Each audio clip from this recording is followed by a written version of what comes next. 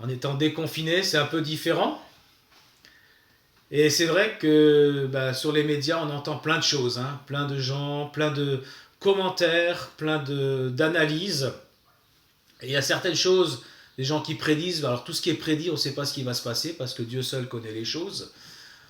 Et puis il y a des choses qu'on analyse qui se sont passées. Et alors j'ai lu des choses intéressantes qui m'ont fait réfléchir et qui m'ont amené un peu la thématique de ce matin. Alors une des choses que j'ai lues par exemple, c'est que suite à ce confinement, il y a eu un ralentissement économique. Hein. Il est écrit que le ralentissement économique mondial a eu un impact important sur l'environnement. La pollution et l'effet de serre ont été réduits de manière drastique dans plusieurs régions du monde. Ce sont des résultats indirects mais positifs de cette pandémie sans précédent. Les restrictions de l'activité économique, du trafic aérien, terrestre et maritime, ainsi que la fermeture d'usines et de confinement de la population ont permis une diminution surprenante de la pollution environnementale et des émissions de gaz à effet de serre. Un peu plus loin, il est même écrit, selon les experts, l'épidémie a paradoxalement épargné plus de vies que le décès qu'elle a provoqué. En Chine, 1,1 million de personnes en moyenne meurent chaque année victimes de la pollution. Donc c'est des propos qui sont un peu surprenants, mais qui apparemment seraient vérifiés. En tout cas, on a pu voir sur les réseaux sociaux différentes choses, hein, différentes vidéos ou à la télévision. On a pu voir par exemple qu'il y avait des poissons qui étaient de nouveau dans les canaux de Venise. Hein, ces canaux qui étaient tellement pollués, il n'y avait plus de vie. Et là, il y a de nouveau des poissons qui sont dans les canaux, hein, parce que l'eau elle est beaucoup plus claire. Il y a des dauphins dans le port de Sardaigne. On a vu des canards qui se promenaient dans les rues de Paris. J'ai dit canards, hein. Voilà. On a vu un loup sur les pistes de ski de Courchevel. On a vu voilà, plein de choses, des oiseaux partout qui chantent, etc. Et souvent, la phrase qu'on a entendue et dans les informations et ailleurs, la nature a repris ses droits. Alors je me suis posé un peu la question, quelle importance a la nature pour vous? Quelle importance a la nature pour moi? Qu'est-ce qu'on peut penser de ce qu'on appelle l'écologie? Quel lien peut-il y avoir entre la création, l'écologie, la foi? Que dit la Bible? Que penser? Alors c'est un petit peu cette thématique où j'amène plusieurs pistes de réflexion ce matin pour chacun d'entre nous. La nature, la création, je dis bien création, si la création c'est qu'il y a eu le créateur, la création, la nature qui a été faite par Dieu, il est marqué dans la parole qu'elle était bonne, qu'elle est bonne. Hein, dans la Genèse 1, il est écrit qu'au 6e jour, après que Dieu a créé la terre et qu'il a manifesté donc toute cette puissance de vie, il est écrit au verset 31 de la Genèse 1, Dieu vit tout ce qu'il avait fait et voici cela était très bon. Et souvent, en tant qu'évangélique, en tout cas voilà, dans nos milieux, on s'arrête sur le fait que nous les hommes avons été créés à l'image de Dieu, mais c'est vrai que la nature, les animaux, rendent aussi témoignage au Créateur, à Dieu le Père. Et le psaume 19 en parle de manière imagée. Hein. Les cieux racontent la gloire de Dieu et l'étendue manifeste l'œuvre de ses mains. Le jour en instruit un autre, la nuit en donne connaissance à une autre nuit. Ce n'est pas un langage, ce ne sont pas des paroles dont le son ne soit point entendu. Et dans Romains chapitre 1, il est écrit en effet les perfections invisibles de Dieu, sa puissance éternelle, sa divinité se voit comme à l'œil nu depuis la création du monde quand on les considère dans ses ouvrages. Oui, la création, la nature témoigne de Dieu et c'est ce qu'on appelle en termes théologiques la révélation générale. La nature témoigne de qui est Dieu, témoigne du Créateur. Voyez-vous, cette semaine, j'étais très excité parce qu'un jour je devais avoir des poussins de caille qui ont éclos. Et il y en avait plus de 50 qui ont éclos, donc j'étais content. Et à chaque fois, chaque année, c'est la même chose. À chaque fois, ça me fascine et ça me rend heureux. Moi, j'en connais un. Quand il va ouvrir ses ruches, il est tout content aussi. Il est tout excité quand le printemps arrive, quand voilà, il y a les abeilles qui bougent. J'en connais d'autres qui quand leur orchidée commence à avoir des boutons, sont contents. J'en connais qui aiment bien le lilas, le lys. J'en connais qui sont fascinés par un beau paysage avec un coucher de soleil et qui trouvent ça tellement beau et tellement romantique. Et pour moi, personnellement, ces moments de communion avec la nature Je ne sais pas comment vous les ressentez, mais pour moi, c'est un peu comme un temps de louange. Un temps où mon âme est en paix, où je me rapproche du Seigneur. Quand je me rapproche de la nature, je deviens proche de Dieu. Un peu comme ce chant qu'on chante ensemble. Quand je vois la beauté d'un coucher de soleil, un art si raffiné me révèle tes merveilles. Quand je sens l'immensité des mystères de la galaxie, mon cœur est bouleversé par l'amour du Dieu infini. Voyez-vous, la nature, être en communion avec la nature peut nous rapprocher de Dieu, est un moyen de louer le Seigneur aussi. Et puis, j'en ai fait il y a 15 jours, le message était un petit peu là-dessus, la nature peut aussi nous enseigner des vérités sur Dieu. Ainsi, parce que quand j'ai parlé par exemple de la persévérance, de la patience et de la foi, j'avais vu l'image du cultivateur qui attend que la semence germe, et ça c'est une image de la patience dans la parole. On a chanté tout à l'heure, cherchez d'abord le royaume de Dieu, tout cela sera donné, et puis il a parlé d'oiseaux aussi. Que Dieu prend soin, dans la lecture, il est marqué que Dieu prend soin, nourrit les oiseaux, alors qu'il ne faut pas s'inquiéter. Donc la nature nous enseigne des choses que Dieu prend soin de nous. Elle nous enseigne des choses. Dans Luc 10, verset 29, « Ne vend-on pas 2 passereaux pour un sou? Cependant, il n'en tombe pas un à terre sans la volonté de votre Père. » Dieu s'occupe des petits oiseaux, il n'y en a pas un qui meurt sans que Dieu prenne soin de lui. Alors, dans les situations que nous vivons actuellement, nous savons que si Dieu prend soin des petits oiseaux, il va prendre soin de Pascal, il va prendre soin de Christine, de Daniel, de Lorraine, c'est ceux que j'ai un peu dans mes carrés là, de Papy, Mamie, de Paula, de Dominique, de Marianne, de chacun d'entre vous. Vous valez plus que les petits moineaux, et pourtant Dieu connaît les petits moineaux, il les nourrit, et pas un seul ne tombe à terre sans que Dieu ne le sache. Bien sûr, les gens autour de nous aiment la nature aussi, hein. Et souvent, ils trouvent que c'est bien. Il y a plein de choses qui existent, des naturopathes, il y a des gens qui essaient de trouver la communion, il y a des gens qui vont embrasser les arbres. Alors moi, j'ai rien contre, mais c'est pas l'arbre qui va leur donner l'énergie.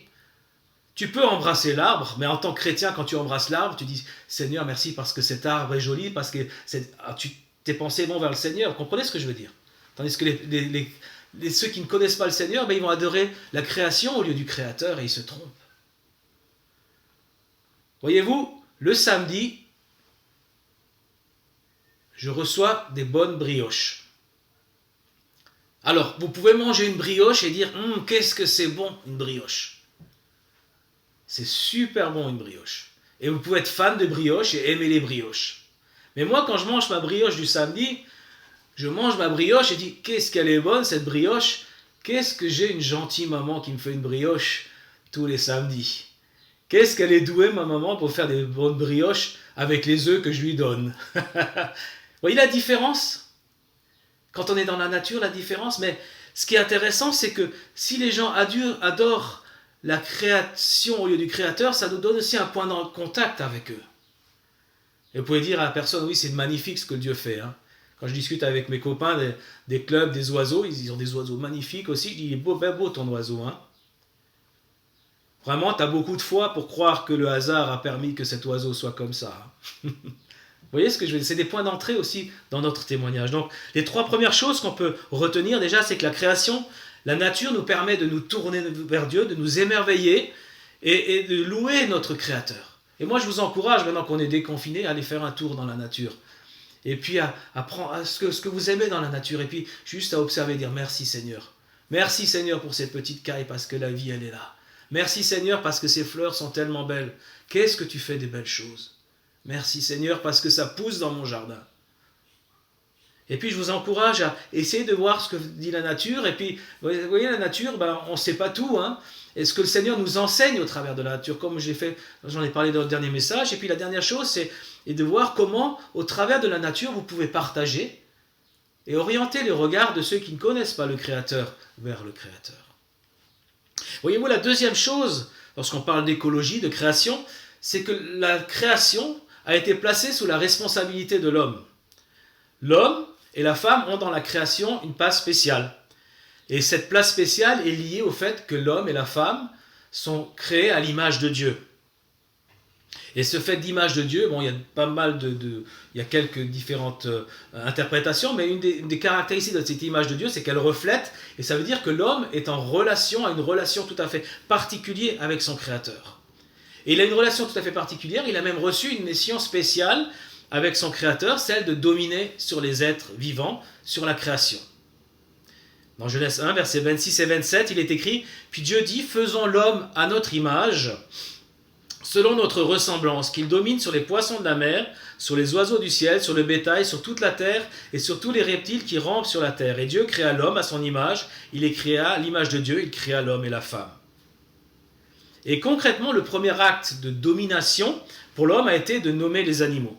Alors, c'est vrai que le mot domination peut avoir une connotation vraiment négative. Hein. On pense à domination, on pense à soumission, par la force. Hein. On pense aux Gaulois aux Romains qui dominaient les Gaulois, pardon, c'est l'inverse, à part pour Astérix. Mais on pense aux esclavagistes qui dominaient les esclaves. Ça peut être assez négatif. Mais pour nous, la question, c'est quelle est cette relation entre le dominé et le dominant. En fait, je pense que c'est la même image lorsqu'on parle de soumission dans le Nouveau Testament. On ne parle pas de domination, mais on parle de soumission, donc ça c'est l'inverse. Hein, on parle que l'Église doit être soumise à Christ, on parle que la femme doit être soumise à l'homme dans le mariage, mais cette notion de soumission, cette notion de domination, dans le terme biblique, c'est plus une notion de responsabilité. Dieu attend que l'homme soit responsable de la nature et des êtres vivants. Et d'ailleurs, c'est intéressant parce que le mot responsable, lorsque Dieu a créé la nature au départ, la création des êtres vivants, il n'y avait pas de notion de chaîne alimentaire. Hein. Il est écrit que tous les êtres vivants étaient herbivores et frugivores. Hein, si vous regardez au départ, pas besoin de tuer pour survivre. Donc il n'y a pas besoin d'une domination pour être dans ce qu'on appelle le survivalisme, pour pouvoir avoir ce besoin pour survivre d'énergie, de protéines, et tous les animaux vivent en harmonie et broutaient et mangeaient des fruits. Donc cette notion de domination, de responsabilité n'était pas dans une notion de survie, mais c'était quelque chose qui était paisible. C'était une notion de domination dans une notion de croissance, hein, parce qu'il y a marqué croissez, multipliez-vous, une notion de gestion des ressources que Dieu avait mis à disposition. Mais voilà, lorsqu'on parle de création, lorsqu'on parle de l'homme, les deux Genèse, la création a été corrompue par le péché de l'homme. Et après que Adam et Ève ont commis le péché originel, la création, elle aussi, a été contaminée par le péché. Et il dit à l'homme, dans Genèse 3, versets 17 et 18, « Puisque tu as écouté la voix de ta femme, que tu as mangé de l'arbre au sujet duquel je t'avais donné cet ordre, tu n'en mangeras point, le sol sera maudit à cause de toi, c'est à force de peine que tu en tireras la nourriture tous les jours de ta vie. Il te produira des épines, des ronces, et tu mangeras de l'herbe des champs. » Et on voit les épines, les ronces, et on voit les choses qui arrivent.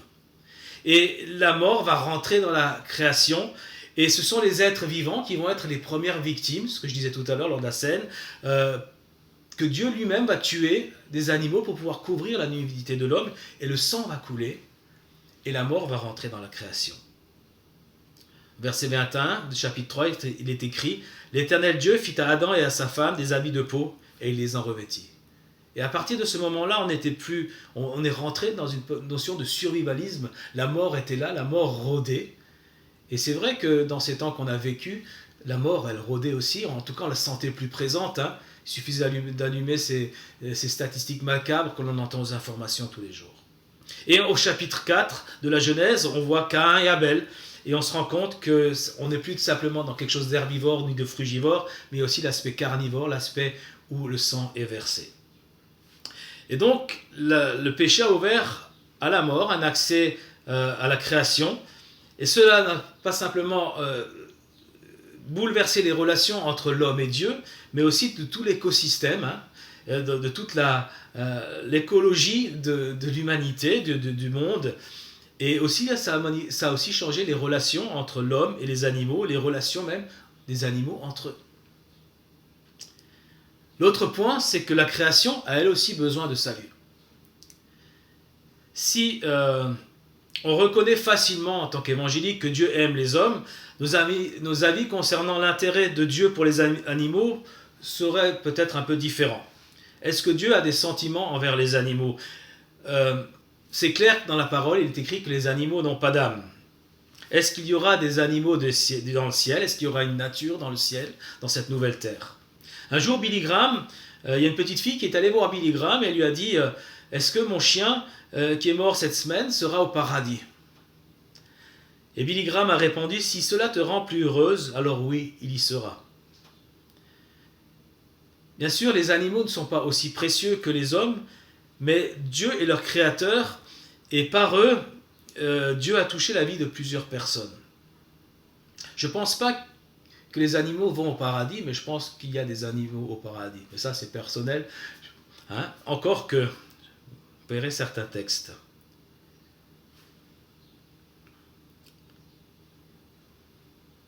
Voyez-vous, une des choses qui me font penser ça, c'est qu'il y a aussi un salut pour les animaux, c'est que lorsque la première fois que Dieu a décidé de détruire le monde, il a voulu le sauver, il l'a sauvé par qui? Par Noé. Et c'est intéressant qu'il a construit une arche où il y avait aussi des animaux, n'est-ce pas? Et puis il y a des textes aussi dans la Bible qui parlent eschatologiques, qui parlent de la fin des temps, où il y a des choses assez surprenantes. Le loup habitera avec l'agneau, et la panthère se couchera avec le chevreau. Le veau, le jeune lion et le bétail qu'on engraisse vivront ensemble, et un jeune garçon les conduira. La vache et l'ours auront un même pâturage, leurs petits un même enclos, et le lion mangera de la paille comme le bœuf. C'est intéressant parce que lorsqu'on imagine cela, on voit brouter un lion et on voit des choses qui sont un peu comme dans la Genèse. On revient à quelque chose un peu similaire.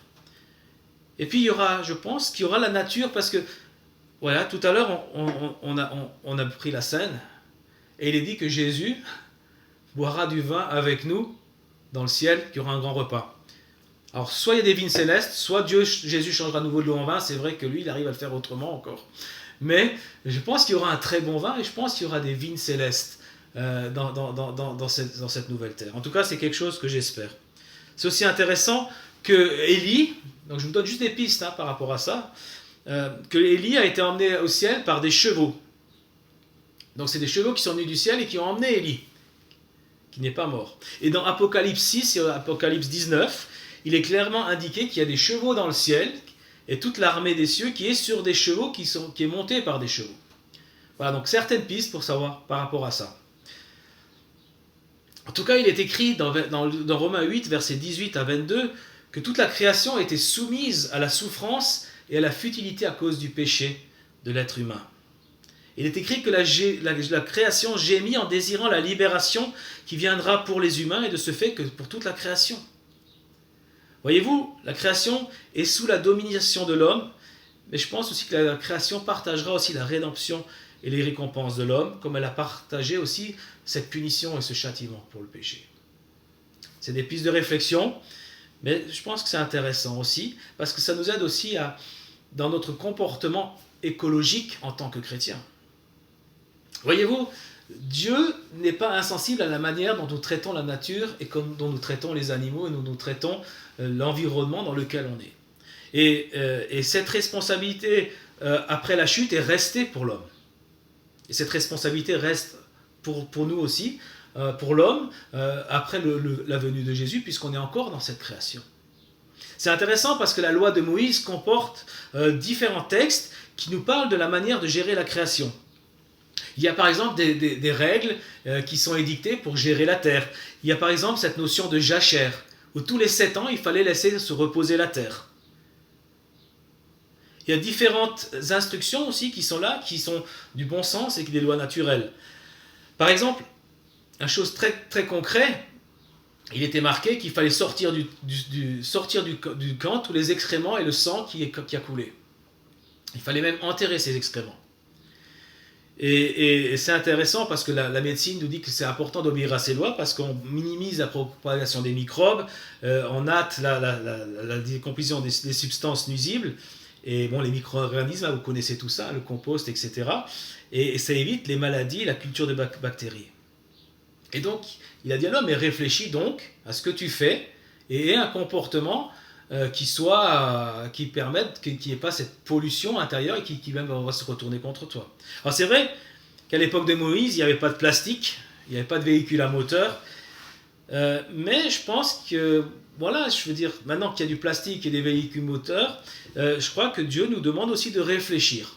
Et je crois que Dieu est attristé quand il voit les océans avec ces flots de plastique qui sont dedans. Je crois que Dieu ne souhaite pas que la banquise fonde, que l'air soit pollué et que les espèces animales disparaissent. Et donc je pense que ça reste la responsabilité de l'homme, de tout homme, de respecter ces choses. C'est clair que l'homme domine, la création, le cadre créationnel a été fait pour l'homme et que l'homme a cette jouissance. Mais ce n'est pas juste un réservoir de ressources, il y a une notion de gestion qui est là, une notion de discernement, une notion de respect envers la création.